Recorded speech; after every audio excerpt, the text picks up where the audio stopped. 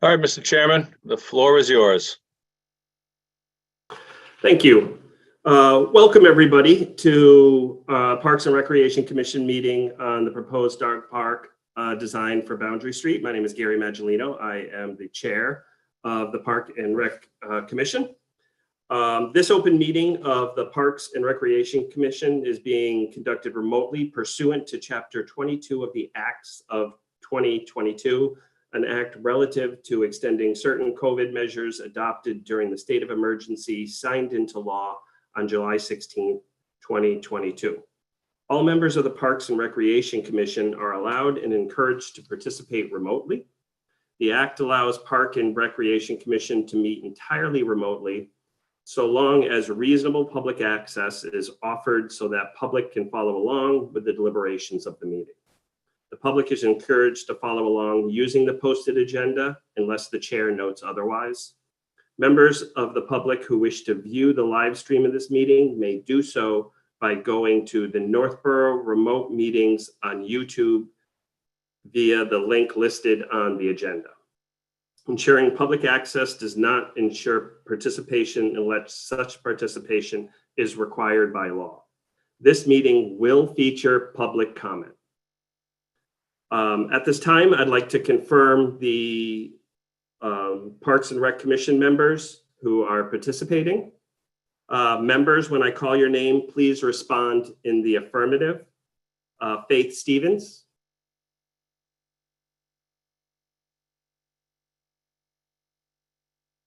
Here. Mark Idwaki. Here. Sean Durkin.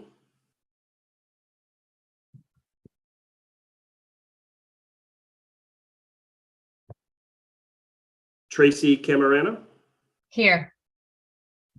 And myself, Gary Maggiolino, I am here. At this time, I would also like to affirm the staff. When I call your name, please confirm in the affirmative. Allie Lane. Here. And Scott Charpentier. Present. Perfect. I now just want to quickly cover some of the ground rules for today's meeting. At this time, the chair will invite each speaker or applicant on the agenda by name to make a presentation and speak to their application. Participants will provide their full name and hold until name is called. Each speaker will be asked to mute their phone or computer when not speaking and to speak clearly in a way that helps generate accurate meeting minutes. Those responding will be asked to wait until the floor is yielded to them by the chair. Speakers who wish to respond to the comments of others do so through the chair, taking care to identify themselves. Each vote taken by the board or committee will be conducted by a roll call vote. For public comment, after all members have spoken, the chair will afford the opportunity of public comment as follows. By phone, if available, you can dial *9 to raise your hand and be recognized. By Zoom, please utilize and click the raise hand at the bottom of your screen and wait to be recognized by the chair. The chair will ask each members of the public who speak to identify their name and addresses only. Once the chair has listed all the public commentaries, the chair will call on each name and afford 3 minutes for each comment. Now, before we proceed, I would like to take a moment and quickly approve the minutes from the Park and Recreation Commission's previous meeting of September 6th. I'll make a motion to approve the minutes from September 6th. Okay, I'll we have a second that motion and a second. All approve? Aye. Aye. Gary Maggiolino, aye. Mark Idwaki, aye. There you go. Is Faith Faith is here, but for some reason it's telling her. having technical difficulties? Yeah, she is, but she can hear us and see us, but we can't Okay. hear or see her. Okay, and Allie Lane Yes. and Scott Charpentier. Uh, Okay. abstain. I'm going to resend Faith the link so she can get back in, at least during the presentation. Okay. At this time, I would like to also welcome and introduce our town planner, Lori Connors. Hello, folks. And- Good to see you. And now, as the commentary is completed, I would like to now turn the proceedings over to the associates from Weston and Sampson, Jeanette Canto and Jonathan Law. Thanks, Gary. Good evening, everybody. I'll just give a quick overview as to where we're at, and then I'll hand the main presentation over to Jeanette. So just a little bit of background. We've been working on this project since around the September 2022. Most of the people on the call might have been on the first community meeting, which was on October 11th of last year. This is the second and final public meeting. At that first meeting, we presented 4 sites, and this site was selected to proceed with and to enhance a dog park, a design for a dog park. We're currently going to present a design to you today, and this design has come from feedback from what we heard at the first public meeting, but also from discussions that have been ongoing with representatives of the town for the last couple of months. So again, we're going to present this design for you today, and the idea is to get any feedback, comments, both negative and positive, so we can, produce a dog park that everybody, especially dogs, is super proud to go to. So with that, I'll hand it over to Jeanette. Hi guys, very excited to be here. So as Jonathan mentioned, we are picking up a follow-up presentation from the first meeting, and we have a lot of good things to share for the current proposed site plan. And we're going to be talking about materials and site amenities, and we wanted to open up for community discussion for some options that we are providing to the public. So the team for this project is Scott Charpentier, Ali Lane, Lori Connors, and from Weston and Sampson, Jonathan Law, and myself. And as Jonathan mentioned, the community meeting was the first public meeting where we heard input, and now before completing the 75% construction document, we want to present this presentation and gather as much feedback as we can. So this is the selected site. It's in between Northborough and Marlborough. It's in the Boundary Street side. It's adjacent to an existing wetland and a building with a well, and it's surrounded by beautiful wood area that we are incorporating into our design. Going to the next page. Okay. So we want to present to you what we have so far. So we have a small dog area and a large dog area. Combined, it's about 1.2 acres. And the concept and the main idea of this dog park is to embrace the wood area, the existing conditions, and to maintain as many trees as we can. We're proposing 2 main surfaces, which is the wood mulch, wood chips that blend in the woods, and stone dust, which is permeable, and if compacted can be also ADA accessible. We have a 10 space parking lot and an overflow area when needed. And everything is gated by a 5 feet tall chain vinyl coated fence. As you can see here below, there's an easement.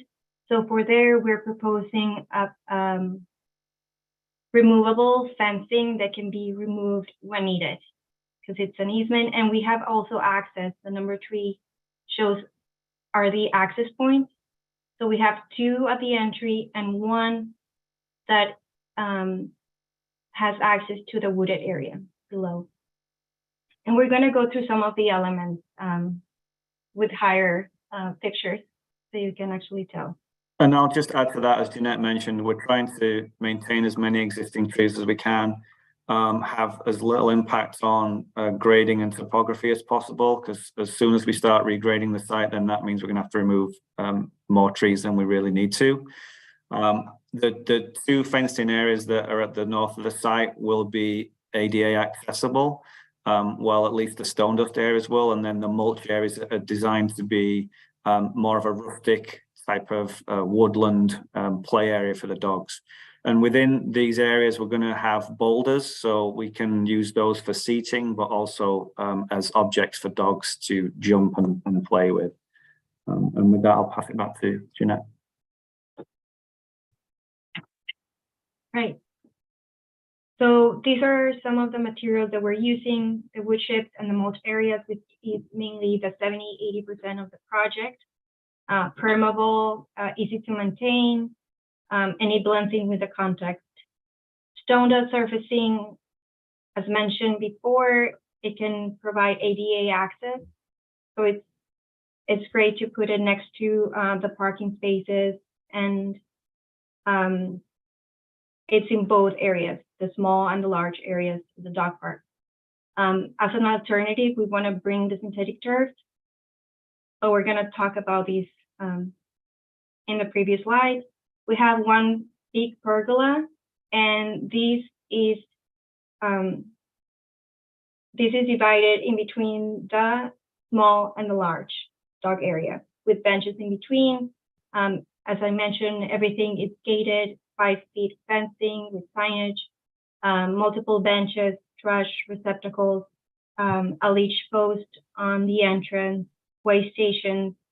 We're proposing one pet water filler in each side and natural boulders.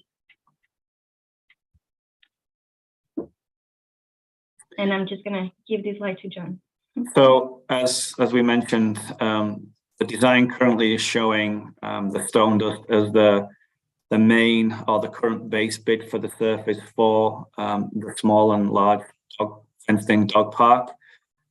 Canine grass is an alternate that we have proposed, but canine grass is more expensive than stone dust at installation. So of the 5 surfaces that you see on this slide, the canine grass is by far the most expensive to install. However, there's less maintenance involved with that. So, you know, the cost over time incrementally reduces versus stone dust, wood chip, wood fiber, gravel, etc. Another benefit to the canine grass, much like the stone dust, is it's an ADA accessible surface. So people with disabilities, wheelchairs, strollers, things like that can circumnavigate the canine grass just as easily as they can by bituminous pavement, concrete, and stone dust. And then, you know, in the wooded areas that we want to be more natural, that's why we're proposing the wood chips. But again, the other 3 materials listed below are also alternates that we can look at depending on pricing and budget that the town has for this project. And then we have the wood mulch and the engineering wood fiber. Because the small dog park area, it's smaller and compacted. I mean, yeah, it's surrounded by fencing, so it's going to have a mow curb. It's easy for us to have engineering wood fiber, which is smaller and nicer for the paws of the dog. And then in the bigger area, once we enter to the wooded area, we are proposing wood chips. Easier to maintain in a bigger area and less expensive. So. And then some of the fun parts that we want your input in is agility equipment for the dog. Here are several options, and we just want to hear what's your thoughts on this. I think we are gonna choose some of them, not all of them, but we want your input. So There is the weed pose, the king of the hill, the dog walk, the doggy crawl, the rover jump over, and the hoop jump. Some of them are very similar, but people have different preferences, same as dog sizes. Thank you, and we're open for discussion.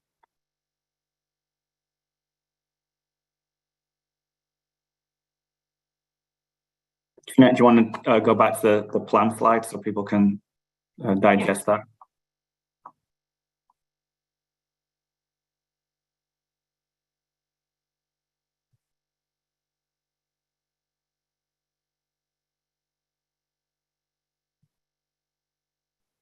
So if anyone has any comment, you can be identified by raising your hand within the Zoom application.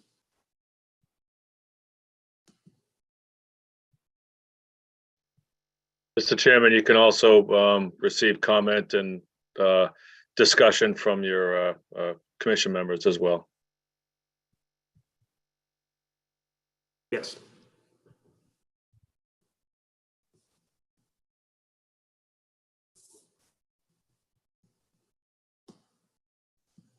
Any comments or?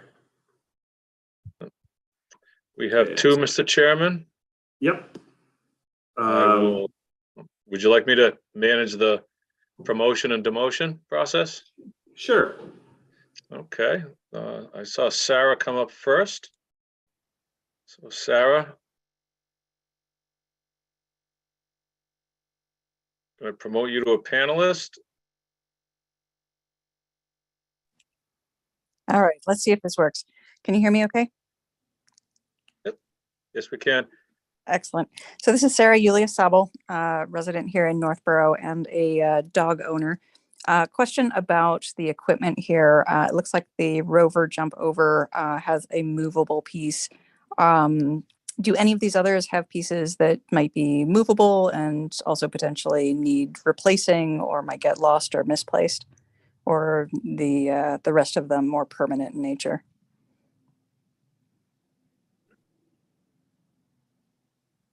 We are considering to be permanent. That's a good point that you're bringing about the Rover Jump Over. That might be part of the consideration, choosing that one.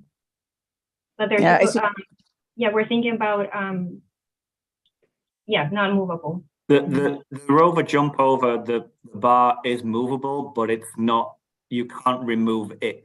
You can move it up and down, but you cannot remove it from the apparatus. So no one's going to take it and walk away with it. All right, thank you for the clarification.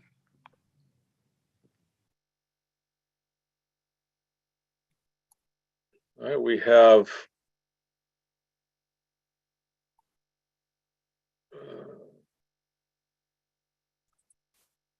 Carter Brandon. I will invite him in.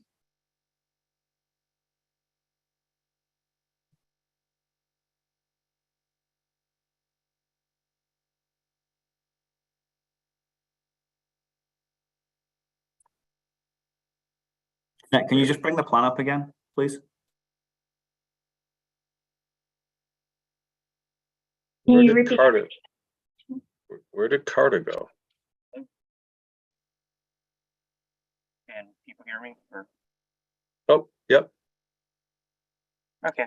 So yeah, I was kind of wondering about the sort of like environmental impact of the plan, in terms of like, I mean, I don't exactly know how large the site is, but what kind of like wildlife habitat would be impacted or caught up by that kind of fenced in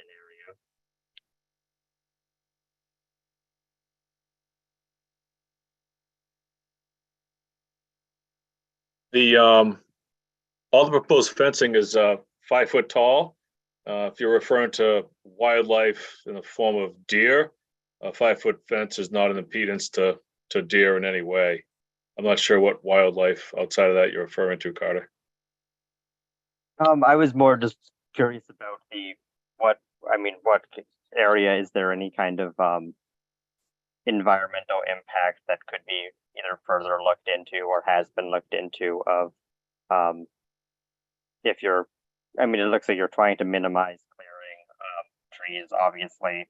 But I was just somewhat concerned about that. The bluish or purple polygon you see to the left of the dog park is a wetland resource, and you'll see a white broken line with a dimension to it. That's the wetland setback. So we're outside of both the resource as well as the wetland buffer. And then I guess a related question was the sort of town-owned property that the site they were looking at is much larger than the proposed dog park. And I was wondering if the kind of conservation commission or anyone's looking into establishing that as permanent conservation area, or if that's already been done or anything like that. The entire parcel was purchased in the early 60s by the town of Northborough for a proposed sanitary sewer treatment plant. The Department of Public Health at that time did not allow us to build it, as Marlborough was building one at the same time across of Boundary Street. So the town still owns that land. It's still viable land in the event 100 years from now we need another sewer treatment plant. So it has an infrastructure value to the community. So no, there has not been any considerations for conservation restrictions on the parcel. Okay. And then one more question was about that it's off of Boundary Street, which I believe does not have any sidewalks on it. And just kind of a question of how easily, I mean, it's also kind of far away from anything else, of how kind of easily accessible it would be for people to walk a dog to the park. This section of Boundary Street is actually owned, operated, and maintained by the city of Marlborough. The town of Northborough's limit of Boundary Street ends at the Aspet River Bridge. So this is actually a city frontage on Boundary Street for the town of Northborough land. There are no sidewalks on Hudson Street as you approach this location either. Okay. Yep, just question if that's something that could be looked at in the future. It's a good point, Carter. Absolutely. All right. Thank you. Thank you.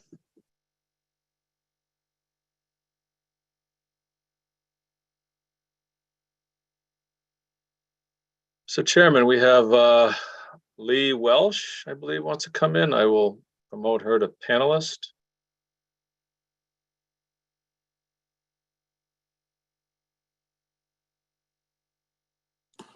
Well, unmuting always helps.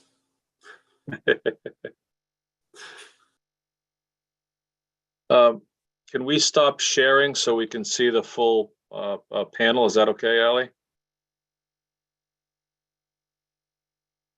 Thank you. Where did Lee go?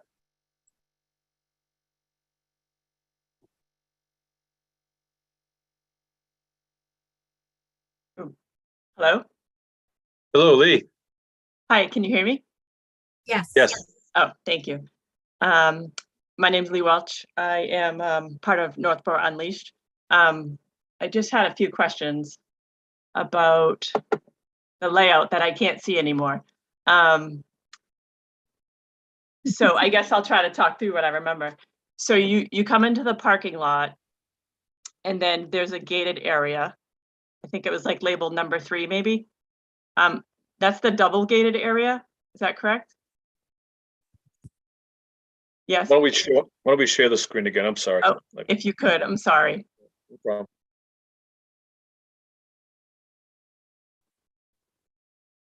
Oh, thank you very much.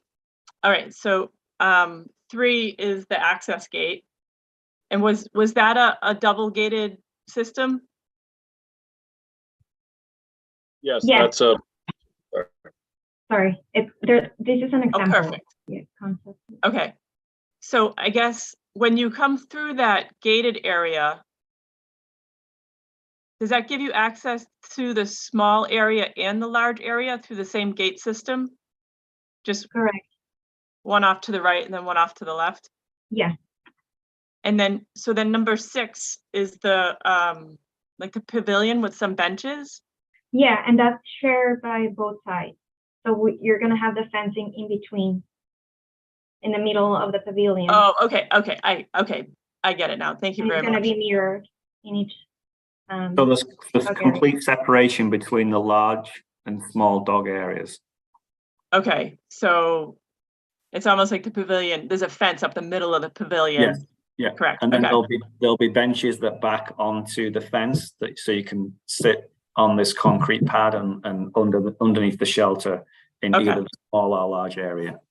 Okay, so we can chat with the small dog area people at the same time. Yes. So I guess my other question is just about the ground cover. Is there any feedback from a vet or like a professional about what's best for the dog's paws? I don't personally know. I've seen different coverings, but I didn't know like if you asked a professional like what they would say about those 2 options.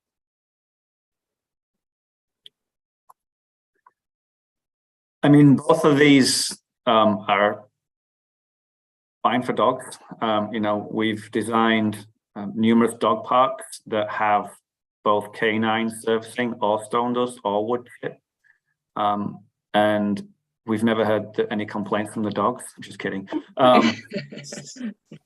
But yeah, I mean, both these services are great for dogs. The canine servicing is probably preferred because there's a little more give in it.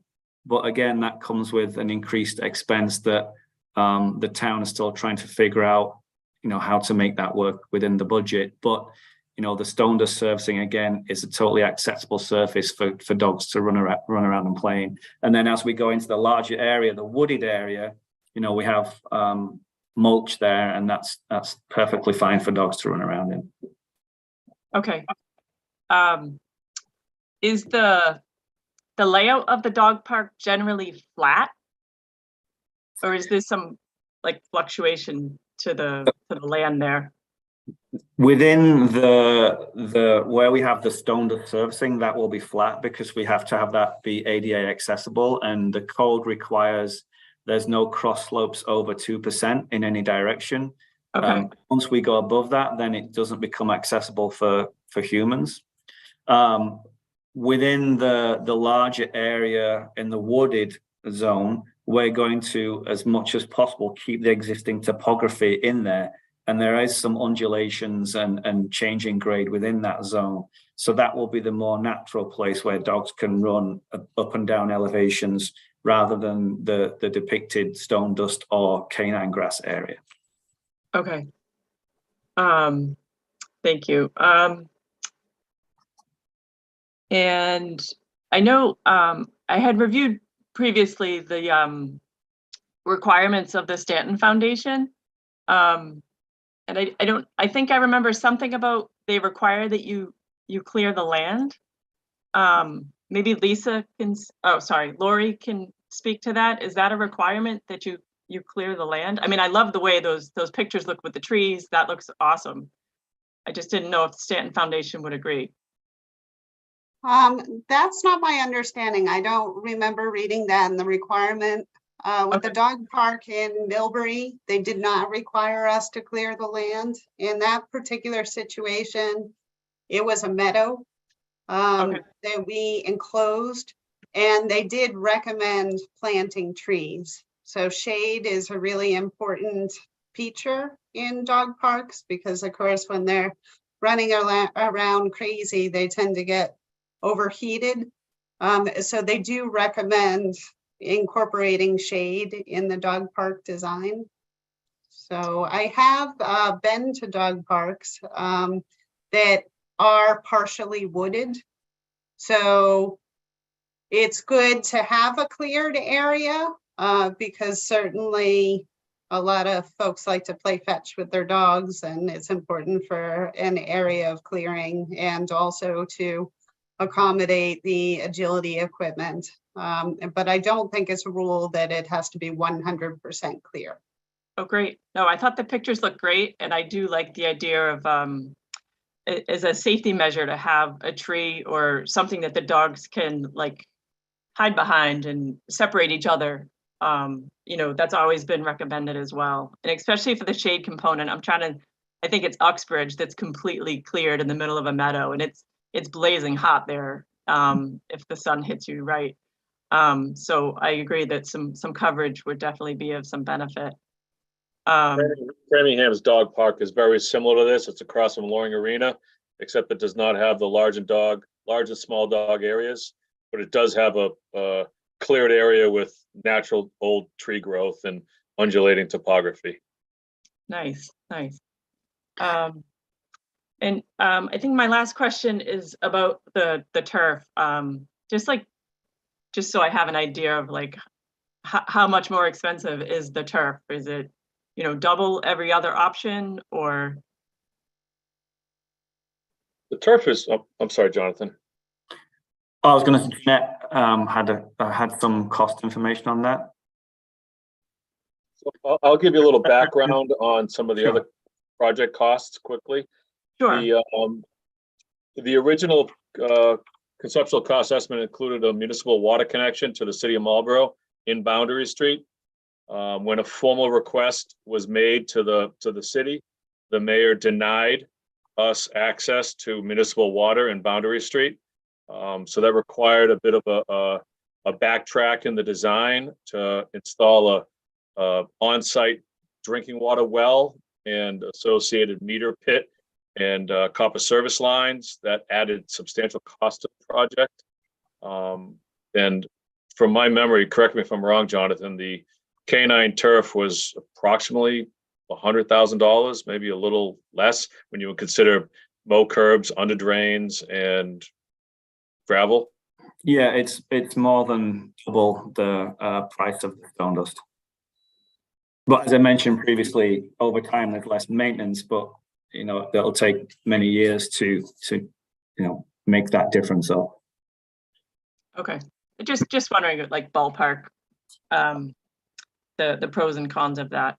And just while I'm on about the agility, I know that's just not really my dog's thing, so I don't really have an opinion on that. But again, I do think it's important to have some structures kind of around to give the dogs something to kind of run around. So I'll let I think Nick can probably speak to the agility stuff better than I can. But thank you. Thanks, Lee. I think Nick would like to come in and speak. Let me get Nick in.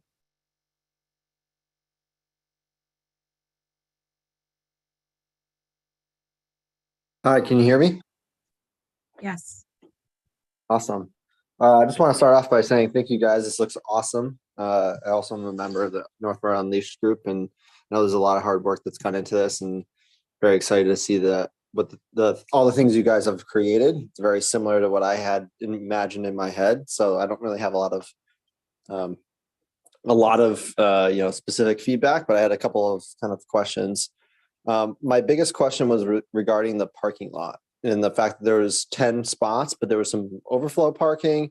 I didn't really understand from the last meeting the logistics of the overflow parking, if it was something that was always available, or if there's like a gate that had to be opened, and if there was potential to growing the size of the parking lot if the attendance was very high. So I was hoping someone could kind of comment on that. The overflow parking will be built in the same manner as the paved parking, with the exception that the top 3 inches, instead of being asphalt, will be compacted gravel burrow. So it's available for parking in the event the asphalt's not is filled, and it also provides municipal access to the double swing gate for maintenance purposes. All right, but perfect. It will be gated off and separate from the asphalt. It's not gated off, you said, correct? Correct. All right, perfect. Yeah, because I think one of the concerns I have was that there's more than 10 cars at Kearney at any given point. So I just wanted to mention that there could be more than 10 cars there. I just want to make sure it's easily accessible. So that's awesome. I think Lee's question kind of answered in your response, kind of answered my next question related to the decision with the canine green grass rather. I wasn't sure if that was going to be a decision based upon budgets that, approved budgets, if that would kind of be the deciding factor, if we have to decide much but ahead of that before kind of applying for all the funding. So I don't know if there's a comment there, because it sounded like there was still some open questions whether or not we were going to go one way or the other. I see some concerns with the budget related to the drinking water. I wasn't sure if like today or in the near future is the decision point, or if there's, some future budget activities that would help decide which way to go. Like with a lot of construction projects, you have a wish list and then you have the budget list, and we often bid out the wish list as bid alternates. So we'll put a construction bid package on the street in a format that will meet the budget, and then put some items in it that if the bidding environment is aggressive or if costs start coming down, maybe we can fit in some of the better amenities such as canine grass or other amenities. But generally the bid will be as presented with stone dust with bid alternates to supplement the project. All right, perfect. And I think my last question is more related to snow removal. So one of the thoughts, it seems easy to remove snow from the paved parking lot.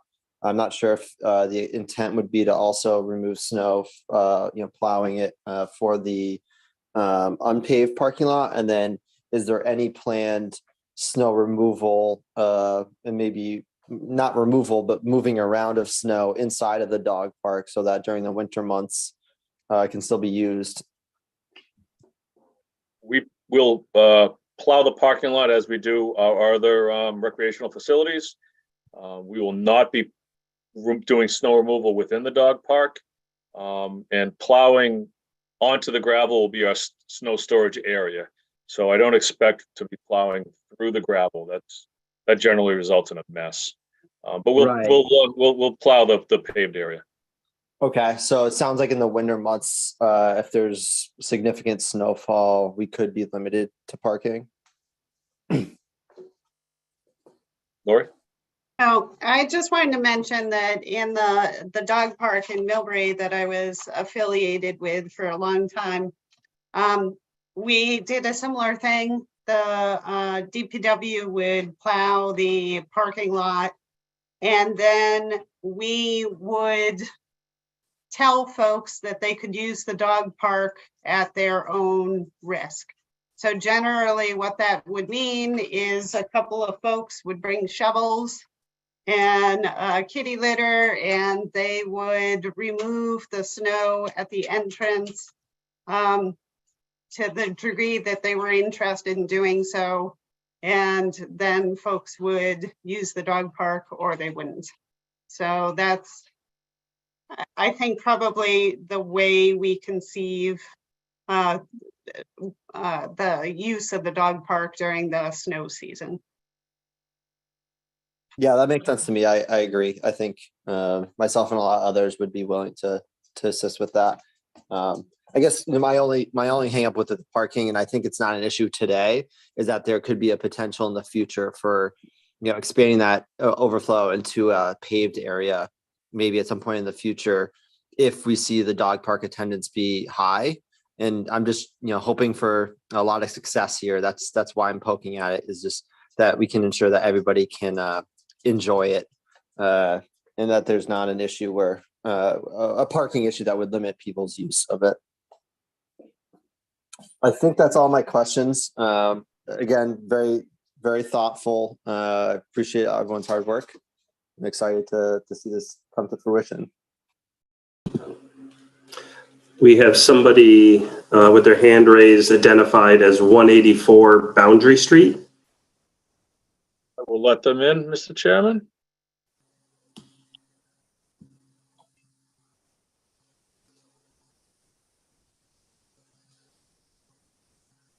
You're on mute, so we can't hear you.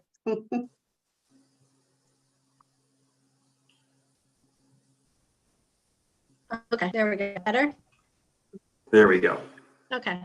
First, I'll apologize for being late. Just my work schedule does not get me home anytime earlier than 6:30. And I'm also going to semi-apologize and semi-not for not knowing of this process until the notice came. I did try to contact the rec department earlier when the first meeting, like I heard about it after the fact. So I might ask some questions that have already been answered tonight, and I apologize. Is there a set size and distance from residential property lines that do not have any buffer zone? Or I'm trying to gauge where in that map from the first meeting the actual dog park is going to be located.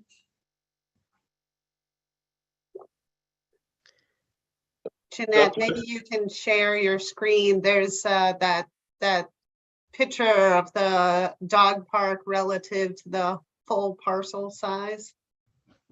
And Jonathan, we have the offset from the well to the fence, and add to that the offset to from the property to the well. I think we'll get a full dimension. Jeanette, there's also another picture that shows the in pink, the full parcel, 32-acre parcel. There it is.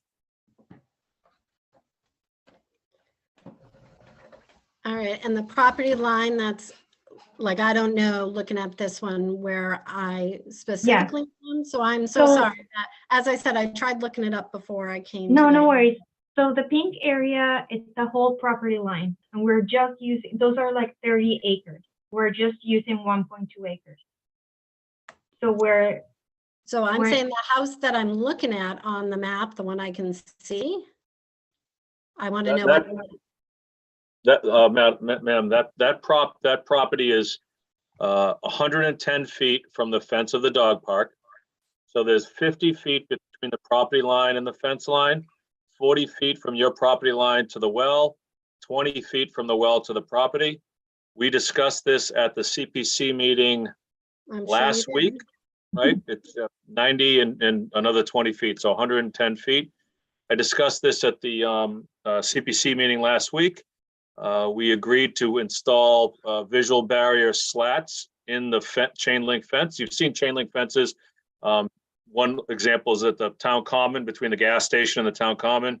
They'll put black plastic slats in the fabric of the fence. That's proposed within the limits of your property between the dog park and the property. Just to clarify, this is not your property that's shown here. This is 164, 166 Boundary Street. So I believe, do you live in one of the duplexes? True. They're all the only property that abuts it are going to be duplexes. Windsor. Yeah. I'm sorry, I thought this was her property. I'm sorry. So there are two other duplexes that are even further away from this. So Jeanette, can you go back to that picture, the pink map? So you can see the little white hole, and then there's a larger one. I believe you live in one of those other duplexes that are even further away. So Jeanette, can you put your arrow on the location where the dog park will be relative to that? So I believe those duplexes are a minimum of 500 feet away. So the closest duplex after the one that is shown on this screen, 164 to 166, I believe when I measured that, that was 500 feet away. All right, and the map I'm looking at now, can you explain to me where the parking area connects?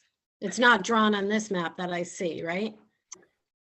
No. So where Boundary Street, can you read here? It's in the U. That's around the area where the park is. So Jeanette, if you go to the next slide, then you can see the parking lot off of Boundary Street, the proposed parking lot. Yeah. There you go. So Okay. the parking lot entrance is going to be the furthest away from that duplex at 164, 166. So we were trying to place the dog park as far away from the duplex as possible. Okay. One of the limits to the design is that existing wetlands Right. and the need to stay outside of that wetland buffer area. So we've done as good as we can to stay as far away as possible. And I is just- the yellow line at the bottom, the farm road that's back there? By the hiking trail that exists or no? That's an easement. That's Got not the hiking trail, that's an MDC easement. Okay. And Lori is correct, I just measured it off the GIS. It's 530 feet from the property line to the property line where your home is. Okay, as I said, I'm playing catch up, so I apologize for making you go backwards.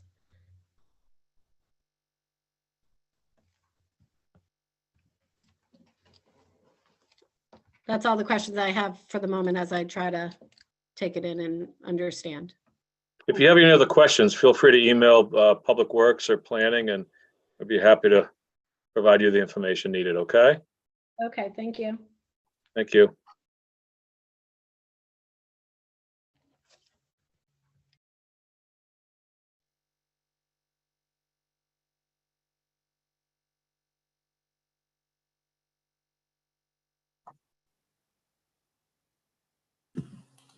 Once again, mute helps. Are there any additional comments or questions? Oh, I see Nick is raising his hand again. I will bring him back in, Mr. Chairman.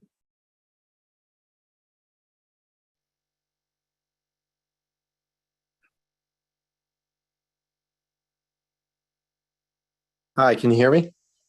Yes. Awesome. Thank you. I just wanted to ask one more question I forgot to ask previously. I think it was discussed in the last meeting, the potential for the different hours and, you know, if there was going to be lighting, and my understanding was there's not going to be any lighting. Can we talk more about that? I know in the winter months, maybe I'm too worried about the winter because it is winter, but it gets, you know, dark at 4:30. So it means that a lot of people can't utilize the dog park after work. So I just wanted to talk through that and see what options have been explored, if any, for bringing in some amount of lighting, even if it's just for like the small dog park area.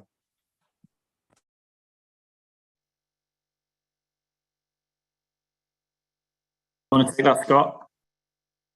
Yes, so all of our recreational facilities are dawn to dusk. There will be no lighting at this facility. We're not going to be locking the gates, and we're not going to have a vehicle gate at the entrance. So operationally, if somebody went in there at 5 o'clock at night and, you know, after the time change and took their dog for a walk with a Cyclops headlamp on, I don't think anybody's gonna have an issue, but the policy is, as with all recreational facilities in town, dawn to dusk. Okay, so it's kind of conforms to all the rest of the town things. Okay, that makes sense. Thank you. Thank you.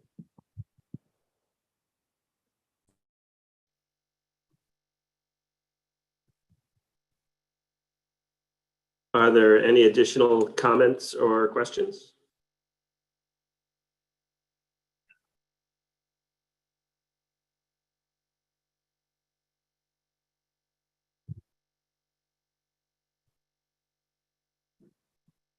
Oh, we have 184 Boundary Street. Yep, she's coming back in, Mr. Chairman.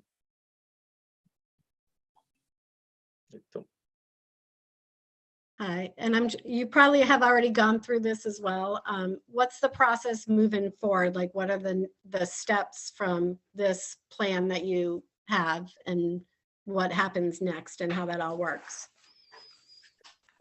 We presented this project to the Community Preservation Committee twice. They're currently in public hearing. They have a upcoming meeting where they'll close the public hearing. The project will go through 75% design, so we're about 3/4 of the way there. Once the design is complete, we'll go to town meeting in April, the last Monday in April. At town meeting, the citizens will decide if they want to fund construction.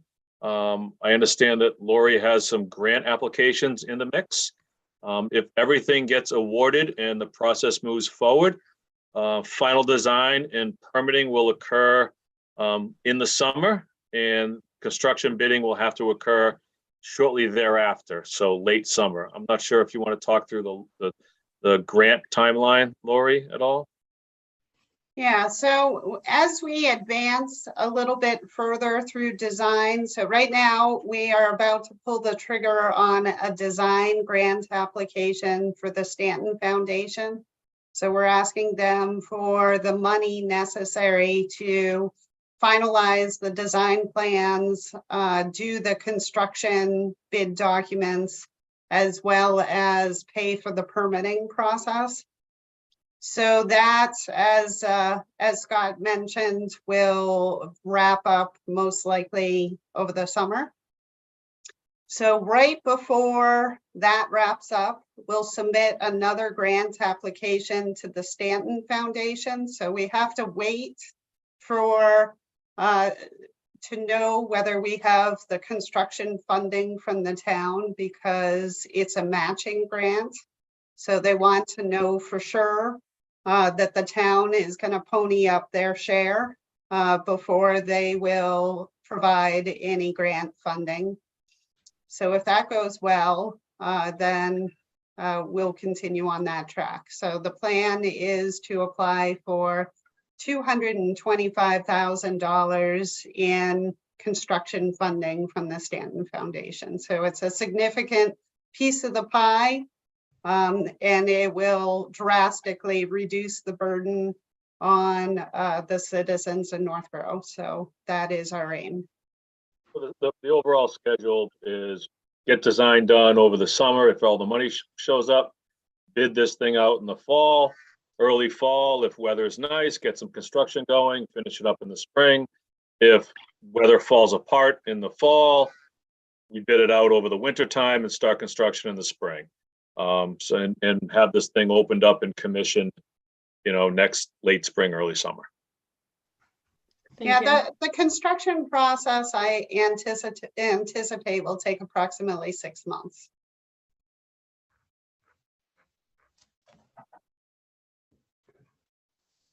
Okay, thank you.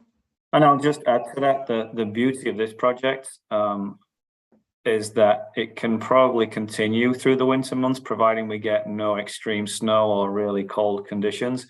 Because a lot of projects around here obviously have to be delayed because during the winter months we can't plant any trees or shrubs.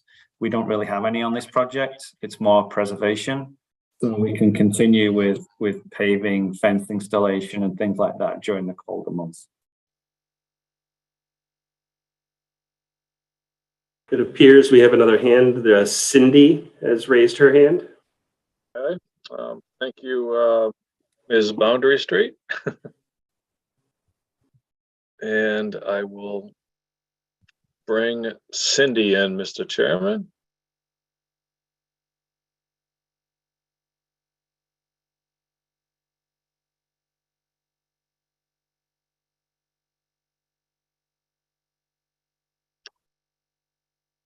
And she's with us. You're muted, Cindy.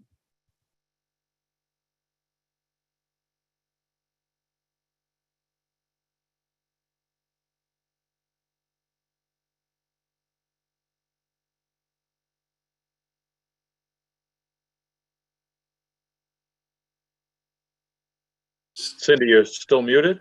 Still muted, yeah. Oh, there she is. And here. We can hear you. We can.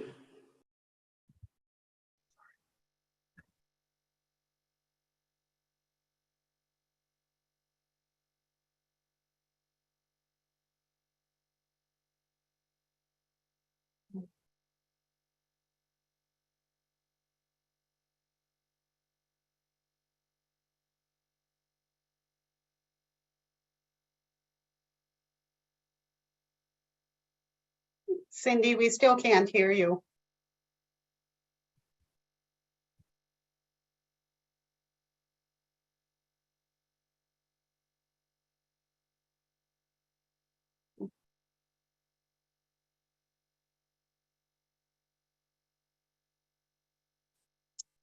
Cindy, maybe you can log off and try to come in again, because we can't hear anything. I'll put her back as an attendee, Mr. Chairman, and maybe it'll clear her queue or what have you.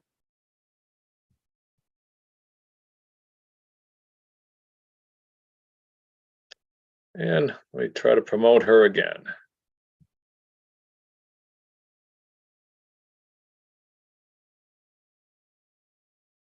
Should be coming in shortly.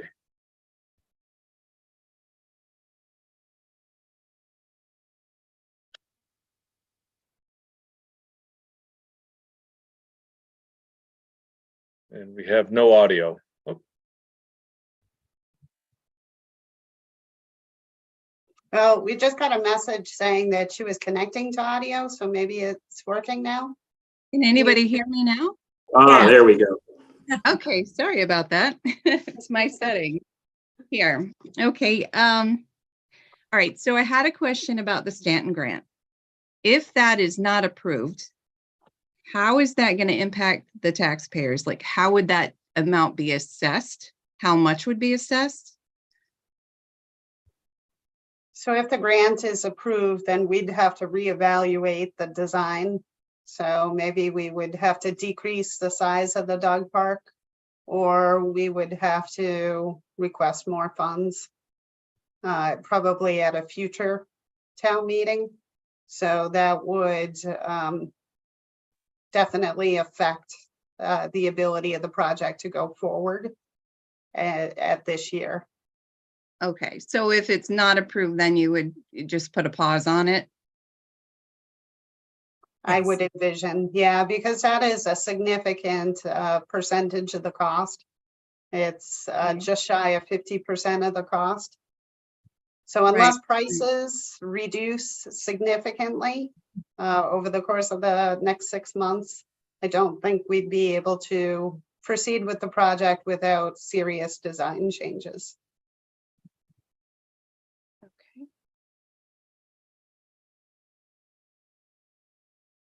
All right, so you don't foresee then moving forward and then assessing the taxpayers, the cost. You're not going to pass that along just to keep the project going.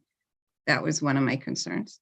The CPC application assumes award of the Stanton grant. So the project as presented to the public thus far, both in this forum, the CPC prior public hearing meetings, as well as the Parks and Rec prior meeting, would not be able to be funded through town meeting appropriation. So the design is still good.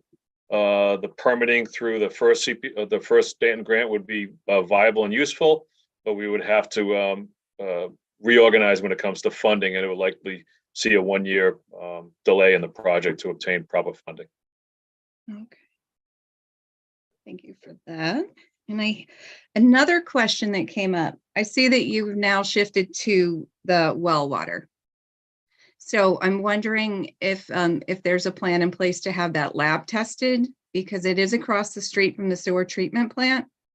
And are you going to put anything in place to, are you looking for additional water treatment systems for that water in the event that it's not to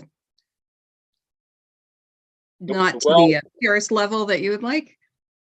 Through the chair, the proposed well location is actually a little bit further away from the sewer treatment plant than the private well on the adjacent property. It will be built, it'll be designed, built, and monitored in accordance with private drinking water standards. So I don't anticipate any testing beyond that which is required by the Board of Health for compliance with private potable water, for a private potable water source.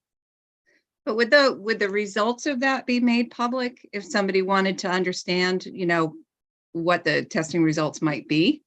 Yeah, so a private drinking water well, for example, the neighboring property, even though it's a housing authority, if it was a privately owned parcel, those drinking water results would not be public, but we are a municipality.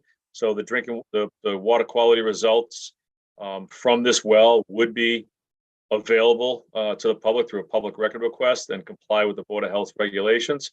Be aware that this drinking water well will not have access for, there won't be a bubbler, there won't be bottle fills, it'll be for dog bowls only. But it will still be a potable water source. Okay. Yep, thank you. Those are my questions.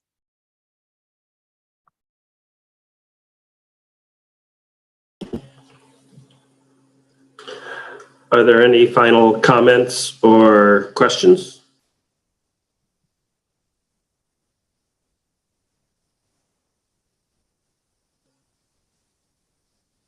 Okay. Well, I'd like to take a moment to thank Jeanette Canto and Jonathan Law from Weston and Sampson for being with us here tonight. I'd like to thank Scott and Ally for being here, and the board as well, and everyone for attending and giving their time and energy to this meeting. Thank you very much. At this time, I'd like to call for a motion to adjourn from the committee. Mr. Chairman, you have a hand up just before the motion. Would you like me to let them in? Yes, please. Okay. Leslie and Rick are coming in. I hope. Yep.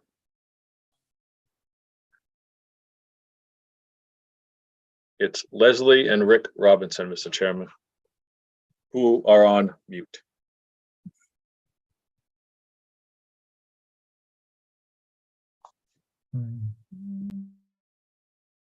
Rick, you need to unmute. It could be Leslie.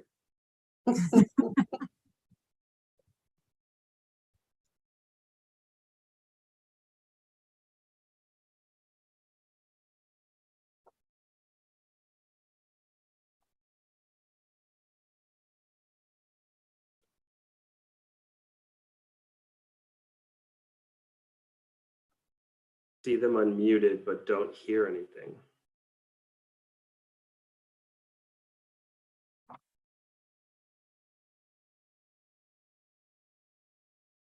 Leslie and Rick, are you there?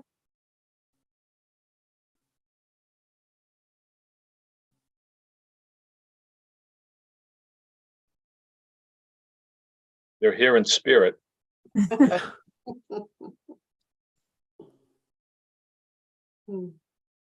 Doesn't seem to be working. Right.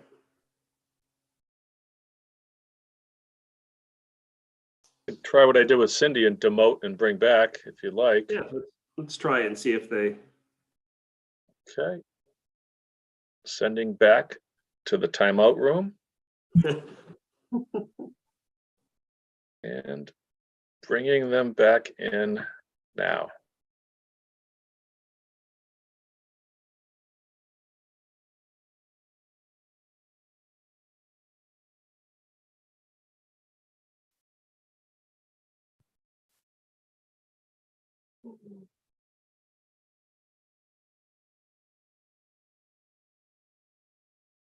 Doesn't look like they went back in. Yeah. No, I'm trying.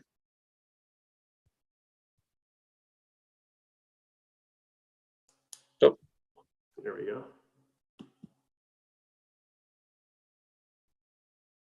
All right. They are unmuted.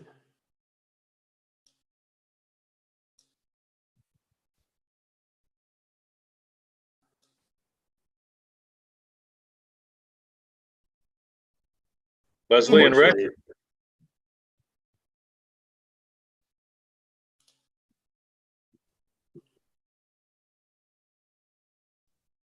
Unfortunately, it doesn't look like. Well, if there's a technological difficulty with Leslie and Rick, Mr. Chairman, Ally and I and Lori would be happy to respond to an email if they sent it to the rec, DPW, or planning departments, and forward it along to the chair and answer any questions they may have. Perfect. Okay, at this time then, I'd like to ask for a motion to adjourn. I motion to adjourn. I second that. Okay, all in favor? Aye. Roll call. Okay, well, I'd like to thank everybody for attending, and with that, we will adjourn. Thank you, Mr. Chairman. Thank you.